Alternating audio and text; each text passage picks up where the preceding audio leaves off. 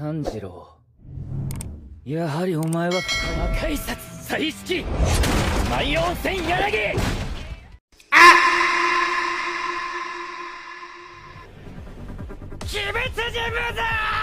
Cerita dimulai sebelum Tuan Ubuyashiki meninggal dunia, dan Tuan Ubuyashiki memberikan pesan kepada Gyomeu bahwa Raja Iblis Muzan tidak akan koit meskipun kepalanya telah tebas sekalipun, dan satu-satunya cara untuk bisa membunuhnya adalah dengan membuatnya bertarung sampai matahari terbit. Kemudian, adegan berpindah ke masa sekarang, yang mana Tanjiro dan teman-temannya dibawa ke sebuah kastel tak berujung milik Raja Iblis Muzan. Para Hashira sengaja dipisahkan dengan jarak yang sangat amat berjauhan, karena ketika mereka berkumpul, mereka akan semakin kuat dan tak terkalahkan. Ketika Tanjiro sedang terjatuh dan bersusah payah untuk meraih bangunan namun gagal, untungnya si Giyu berhasil menangkap Tanjiro tepat waktu, kalau tidak, ia bisa saja terjatuh lebih jauh lagi ke dalam kastel tak berujung. Lalu tiba-tiba saja ada satu iblis kroco yang datang, namun Tanjiro langsung membunuhnya.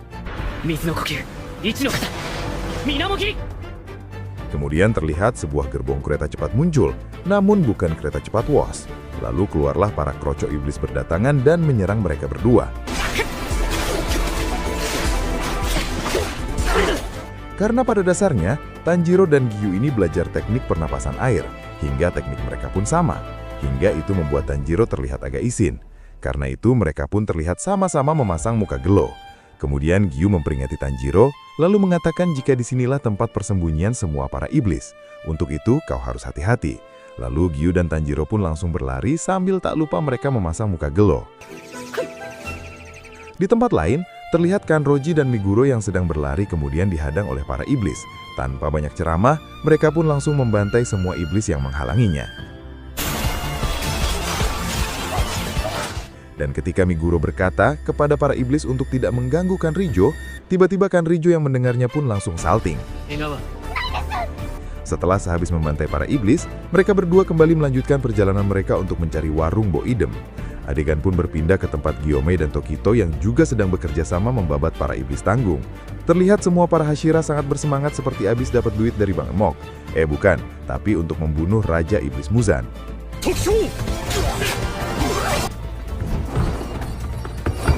Dan adegan pun kembali berpindah ke tempat Win Hashira. Terlihat ia sedang duduk di atas kastel dan tak lama kemudian ada satu iblis datang. Namun tanpa banyak cincong, ia langsung menebasnya. Setelah itu, para kroco pun mulai berdatangan. Lalu, adegan berpindah ke pertarungan Inosuke yang memiliki wujud kepala babi. Tapi bukan babi ngepet. Tanpa ampun, Inosuke pun langsung membantai mereka semua. Lalu adegan berpindah terlihat Shinobu yang sedang membuka sebuah pintu. Lalu ia terkejut ketika melihat satu iblis yang sedang memakan banyak korban. Dia adalah iblis bulan tingkat atas 2, bernama Doma. Terlihat satu anak yang sedang kesakitan dan meminta tolong. Kemudian si Doma pun langsung menyerang anak itu. Shinobu yang melihatnya tanpa rasa takut sedikit pun langsung mengambil anak itu dari genggaman Doma. Shinobu memang sangat cepat, namun iblis itu lebih super cepat lagi. Ketika sudah berhasil direbut, ternyata bucil itu tepat terkena sabetan dari iblis yang membuatnya harus meregang nyawa. Shinobu yang melihatnya pun dibuat sangat marah. Kemudian ia teringat bahwa dulu kakaknya meninggal oleh iblis tingkat atas yang kuat yang mana ciri-cirinya tepat seperti yang ada di hadapannya. Amarah yang bergejolak dan balas dendam yang telah lama dipendam dalam hati, kini semua amarah itu akan ia balaskan. Lalu Shinobu pun langsung menyerang si iblis Doma dengan mencocok bola matanya. Setelah menerima serangan, si Doma seperti terlihat santai dan membiarkan Shinobu menyerang sembari tersenyum ngeledek. Namun ketika Shinobu memasukkan pedangnya dan memutarnya hingga berbunyi seperti ini, terlihat ekspresi senyum Doma berubah menjadi meringis kesakitan. Seketika ia pun langsung muntah darah. Shinobu yang merupakan salah satu Hashira yang sangat ahli dalam hal racun, ternyata di dalam pedangnya sudah terkandung racun yang amat sangat mematikan, yaitu racun cap pelakor. Apakah jurus dari racun Shinobu dapat membunuh Doma? Nampaknya Doma di sini mengakui jika racunnya sangat kuat. Namun di sisi lain terlihat mudah bagi Doma untuk menetralisirnya. Hingga ia kembali mengejek Shinobu dengan tawanya yang sangat mengesalkan. Kemudian Shinobu kembali melancarkan serangan, namun mudah saja bagi si iblis untuk menghindarinya. Dan pertarungan pun kembali terjadi.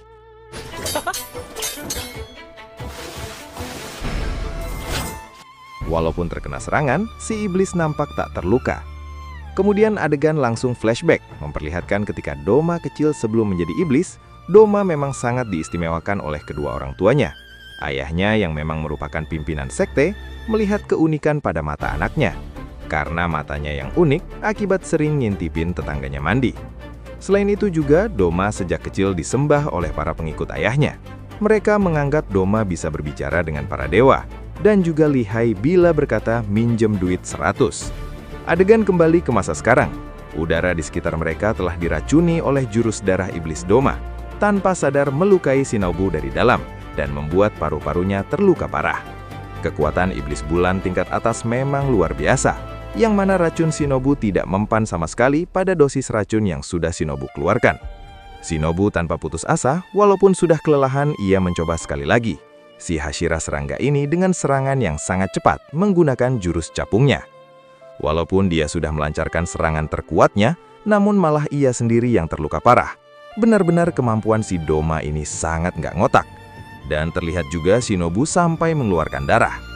Dengan badan yang terluka parah, organ dalam yang hancur, Shinobu tidak punya harapan hidup lagi. Akan tetapi, tiba-tiba saja bayangan kakaknya muncul. Dan setelah mendengar ceramah dari kakaknya, yang membuatnya kembali bersemangat, Shinobu pun bangkit. Si iblis pun terkejut dengan gerakan Shinobu yang tiba-tiba sangat cepat, hingga ia tidak bisa mengikutinya. Terlihat Doma masih meremehkannya, dengan membiarkannya menyerangnya hingga pertarungan sengit pun kembali terjadi.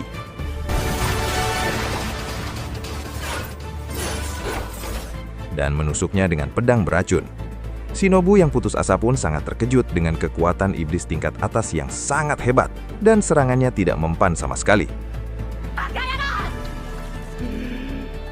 Ketika terjatuh, Doma dengan jurusnya menangkap Shinobu dan memeluknya. Ia pun sampai akting menangis karena telah mengeluarkan seluruh kemampuannya hingga titik darah penghabisan. Tiba-tiba saja Shinobu pun... Lalu murid Shinobu datang ke tempat itu. Ia terkejut melihat gurunya sedang dihabisi oleh Doma. Di detik-detik akhir, Shinobu berkata pada Doma, "Pergilah kamu ke Gunung Kawi." Dengan isyarat yang diberikan Shinobu sebelum ajal, Kanao pun terbang dan menebas leher Doma. Akan tetapi, Doma dapat menghindar dengan sangat cepat. Kemudian Kanao menangis melihat kematian gurunya di depan matanya. Ia melihat langsung bagaimana tubuh gurunya sedang diserap si iblis. Kemudian berita kematian Shinobu pun mulai tersebar. Tanjiro yang sedang berlari lalu mendengar kabar kematian Shinobu yang diberitakan oleh si Gagak. Terlihat Tanjiro pun sampai menangis termehek-mehek. Adegan berpindah ke tempat Zenitsu, memperlihatkan pertemuan antara senior Zenitsu yang sudah menjadi iblis bernama Kaigaku. Ada yang berbeda dari Zenitsu yang biasanya matanya tertutup dan bertarung dengan tidak sadar. Di sini matanya terbuka lebar, matanya penuh dengan dendam kesemutan. Zenitsu menjelaskan bahwa gurunya meninggal akibat muridnya yang berubah menjadi iblis. Ia pun melakukannya untuk menebus kesalahannya karena telah mengajari pernapasan petir pada orang yang salah. Di sini diperlihatkan flashback masa lalu Kaigaku sebelum menjadi iblis. Karena ia suka dibully oleh murid lain, dikarenakan ia tidak bisa jurus petir ke-1, yang merupakan tingkat dasar dari semua bentuk jurus. Di perguruan itu, Kaigaku juga tidak dihargai kemampuannya oleh murid lain, dikarenakan Kaigaku suka seenaknya sendiri dan merasa paling hebat. Sehingga ketika ia sedang merasa putus asa, datanglah iblis bulan tingkat atas pertama bernama Kokushibo. Adegan pun kembali dan terlihat keduanya memulai pertarungan sesama pengguna abab petir. Keduanya terlihat mengeluarkan jurus-jurus yang sangat menarik. Walaupun di sini Zenitsu adalah junior, namun kemampuannya nampak bisa menandingi iblis Kaigaku. Dari serangan itu, wajah Zenitsu menjadi retak dan terpental sangat jauh, hingga membuat Zenitsu sampai terjatuh. Mendengar ocehan yang merendahkannya, lalu dengan penuh rasa kesal, kemudian Zenitsu pun mengeluarkan jurus ke-7. Serangan itu sangat dahsyat. Kelihatan-kelihatan petir seperti menari-nari lalu menyambar ke sana kemari. Dan dalam keadaan terdiam sambil terpaku itulah yang membuat Kaigaku pada akhirnya harus terpenggal. No kata. Kaigaku terkejut karena jurus petir yang ia tahu hanya sampai 6. Lalu Zenitsu mengatakan jika jurus ke-7 yang ia gunakan adalah jurus yang ia ciptakan sendiri. Sembari merasa kesal, perlahan-lahan Kaigaku mulai menghilang. Ia berharap Zenitsu juga tewas karena terjatuh. Beruntung bagi Zenitsu, Yushiro akhirnya datang dan menangkap tubuh Zenitsu yang sudah tak sadarkan diri tepat waktu. Kembali pada Tanjiro dan Gyuk ketika sedang berlari, mereka merasakan getaran-getaran kedatangan iblis bulan tingkat atas telah dirasakan oleh Tanjiro. Tidak salah lagi, aroma tubuh ini jika bukan Akaza. ジロー下がれ炭治郎 Di sisi lain, diperlihatkan Tamayo yang sedang diserap oleh Raja Iblis Muzan. Tamayo yang akan segera ditelan pun berharap ada seseorang yang datang membantunya.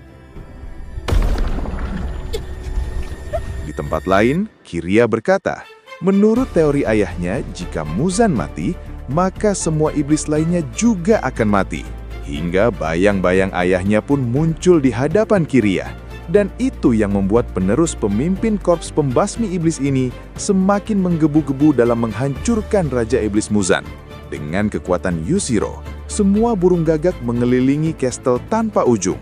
Dengan bantuan gagak dan jurus Yushiro, Kiria dengan cerdik mulai memetakan gambar untuk mempermudah para korps pembasmi iblis dalam menemukan Raja Iblis Muzan.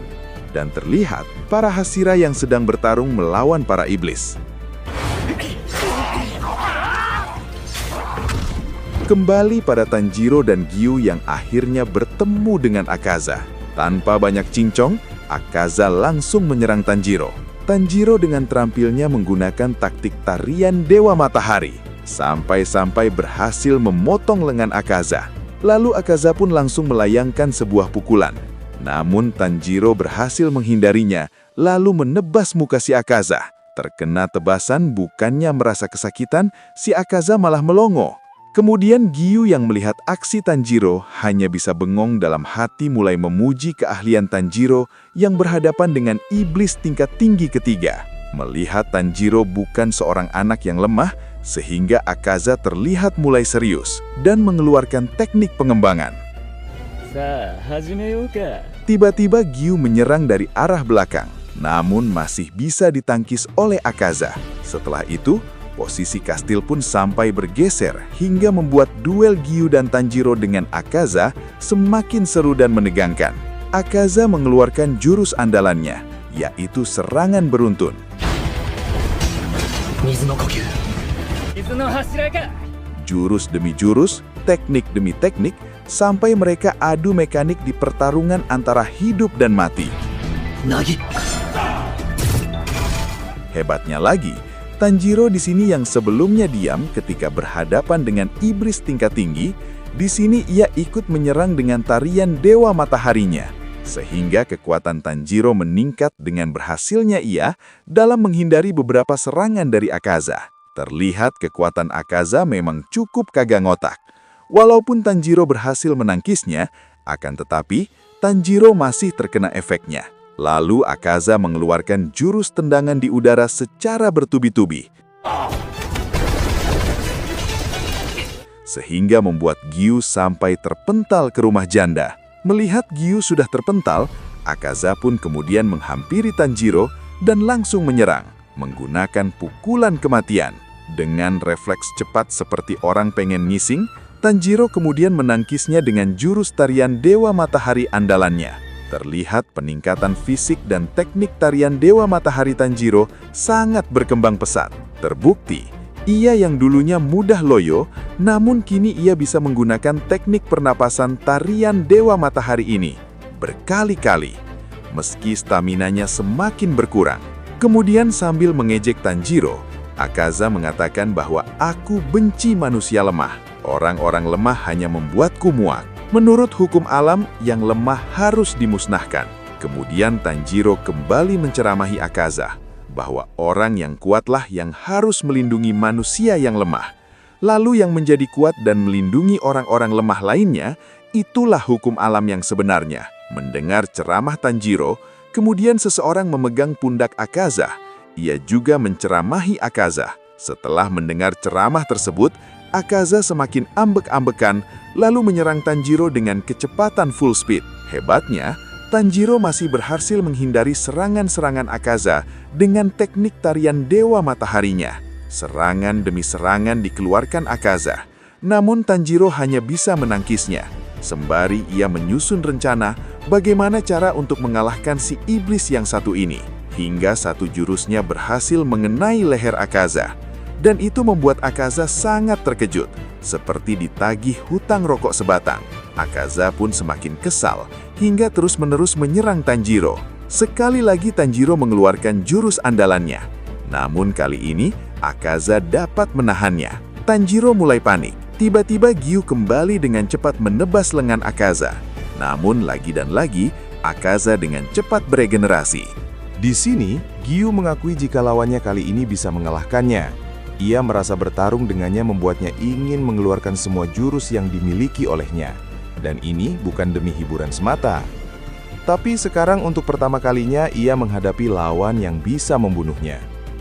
Terlihat hal yang mengejutkan terjadi ketika tanda pemburu iblis bangkit pada Gyu.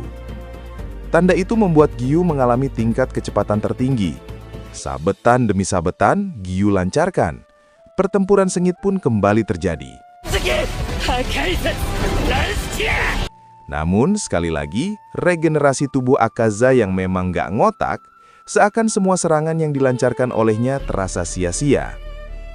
Akaza dengan sombongnya, semakin musuhnya mengeluarkan semangat bertarung, maka ia akan semakin hebat dan tidak terkalahkan.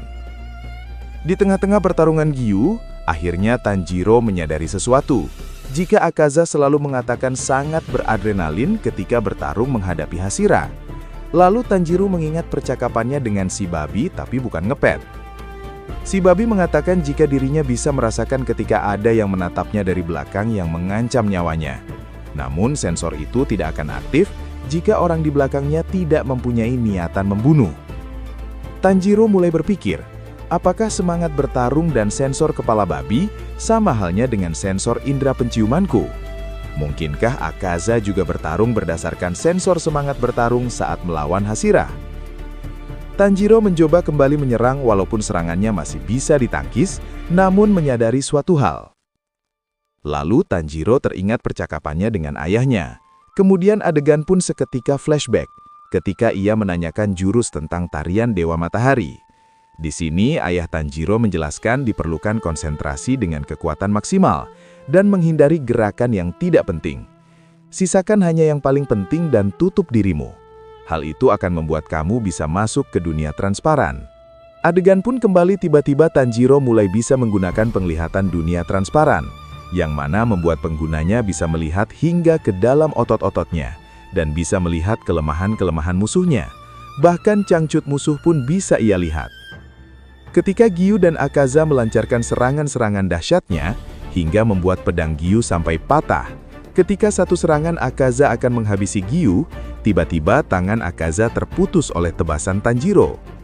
Tatapan mata, aura, dan gerakannya berubah secara drastis. Tanjiro mampu melihat dunia transparan. Akaza menyadari perubahan terhadap Tanjiro. Sampai-sampai sensor kompasnya pun merasakan jika dirinya dalam bahaya. Menyadari perubahan pada Tanjiro, Akaza pun dengan cepat kembali mengeluarkan teknik andalannya, lalu menyerang ke segala arah. Kagak puguh lagu, hingga menimbulkan kehancuran. Justru hal luar biasa terjadi sejak Tanjiro membangkitkan penglihatan dunia transparan. Di mata Tanjiro, Akaza yang dikenal dengan jurus-jurus cepatnya, semuanya bergerak secara slow motion di matanya. Terlihat Gyu yang terus-menerus terkena serangan hingga muntah darah berjejer. Namun dengan sombongnya, Akaza menganggap serangannya itu telah membunuh Tanjiro. Emang dasar gelo, bukannya langsung diemprit, malah teriak pengen dialem. Sontak si Azaka langsung kaget dan nyerang, beruntung masih bisa menghindar. Tapi luar biasanya, Tanjiro bisa menghilangkan semangat bertarungnya, hingga kompas bertarung Akaza pun tidak bisa mendeteksi pergerakan Tanjiro, dan malah bengong. Di tengah-tengah kebingungan si Azaka, lalu dengan mudahnya Tanjiro menebas kelapa si Azaka. Azaka menyadari ia baru pertama kali melihat manusia yang tidak punya semangat bertarung. Dengan semangat berapi-api dan proses latihan hingga ratusan tahun, Akaza sembari memegangi kepalanya yang mau jatuh, kembali menyerang Tanjiro. Tiba-tiba sebuah pedang nancep tepat di kepalanya hingga terjatuh.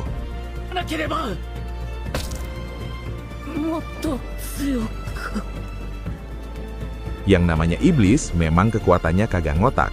Walaupun kepalanya udah nggak ada, namun badan Akaza yang punya ilmu rawa rontek masih bisa bangkit dan masih bisa menendang Tanjiro hingga terpental. Melihat itu, Giyu pun maju, namun ia juga bernasib sama. Tanjiro dan Giyu yang melihatnya juga kebingungan karena tenaga mereka benar-benar sudah habis, hingga akhirnya Tanjiro pun pingsan. Akaza akan menghabisi Tanjiro yang sedang pingsan. Kemudian Giyu yang masih mampu bertarung kembali menebas tubuh Akaza berkali-kali hingga membuat dirinya putus asa dengan regenerasinya, padahal kepalanya udah ngagak. Kekuatan iblis emang kagak ngotak. Ketika Akaza ingin kembali menyerang, tiba-tiba saja ada seseorang gadis yang memegang tangannya. Kemudian, adegan memperlihatkan flashback Akaza ketika menjadi manusia, di mana awalnya dia adalah anak yang baik, rela mencuri agar bisa membeli obat untuk ayahnya yang sakit keras. Akaza kecil sering sekali dihukum demi sang ayah, apapun ia lakukan, walaupun tubuhnya babak belur. Selesai ia menerima hukum, Akaza diberitahukan oleh tetangganya jika ayahnya gantung diri. Akaza yang mendengarnya merasa terpukul. Di sini dia menganggap, benarkah orang miskin bahkan tidak bisa hidup? Gegara orang di desanya itulah, ayahnya mati bunuh diri. Akaza pun meluapkan emosinya dengan memukuli orang-orang di desa yang ditemuinya di jalan. Hingga bertemulah Akaza dengan ahli bela diri yang sedang mencari seorang murid untuk penerus dojonya. Orang itu langsung menantang Akaza dan tentu dengan mudah Akaza tumbang. Karena pada dasarnya, Azaka tidak punya keahlian bela diri. Singkat cerita, bergabunglah Akaza dengan si ahli bela diri yang beraliran tangan kosong. Ketika Akaza sampai di rumahnya, ia melihat putri pemilik dojo yang bernama Koyuki. Terlihat Koyuki mengalami sakit keras, seketika langsung mengingatkannya pada mendiang ayahnya. Setelah diberi amanah oleh gurunya, setiap hari Akaza merawat Koyuki dengan tulus.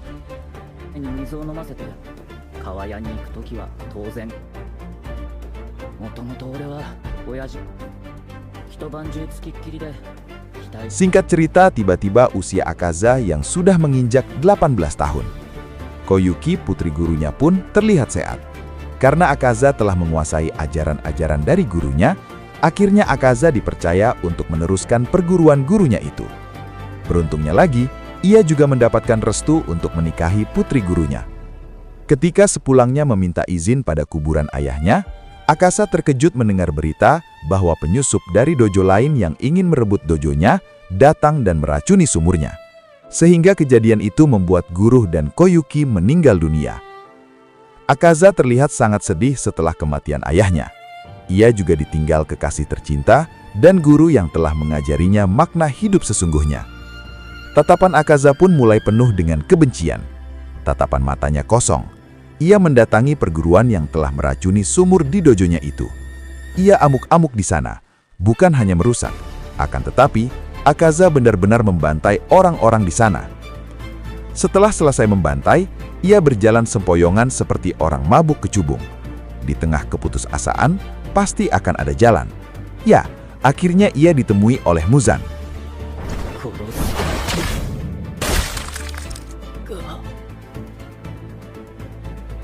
Dan pada saat itulah, Akaza mulai menjadi iblis bulan tingkat atas karena terlalu banyak menerima darah Muzan.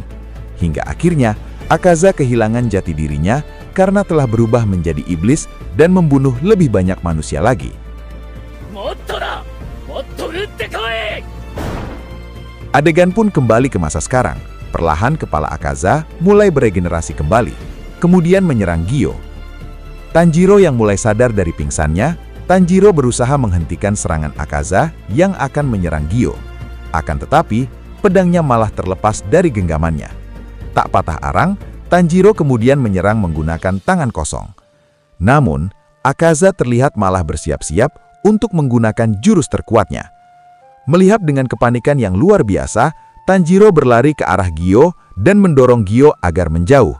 Namun, malah ini yang terjadi kepada Akaza. Akaza malah menyerang dirinya sendiri secara membabi buta. Setelah menerima tebasan dari Tanjiro telah berhasil menyadarkannya, di sini harga diri lebih penting bagi Akaza. Tubuhnya pun hancur. Walaupun tubuhnya hancur, tapi proses regenerasi masih berjalan. Meskipun dia tidak menginginkannya, dengan keadaan seperti itu, ia masih saja mampu berdiri dan perlahan berjalan menjauh dari Tanjiro dan Gyo. Di alam lain, Akaza minta maaf pada sang ayah dan gurunya, karena ketika di dunia, ia malah menjadi iblis dan tidak berguna bagi orang lain. Namun bayang-bayang Muzan datang menghantui Akaza. Tangan Koyuki pun membelai mesra wajah kekasihnya Akaza. Hal itu membuat Akaza kembali sadar siapa jati dirinya yang sebenarnya, kemudian menangis dan meminta maaf pada Koyuki. Akhirnya, Akaza sang iblis bulan tingkat atas, seketika tubuhnya pun perlahan-lahan mulai lenyap. Tanjiro dan Gyo memenangkan pertarungan luar biasa ini. Hingga akhirnya, Tanjiro dan Gyo pingsan karena telah mengeluarkan tenaga hingga melewati batas. Berita kematian Akaza dan kemenangan Gyo dan Tanjiro pun disebarkan si burung gagak, yang dengan bangga meneriakan kemenangan mereka. Di sisi lain, kekalahan Akaza membuat iblis tingkat 1 Kokushibo darah tinggi.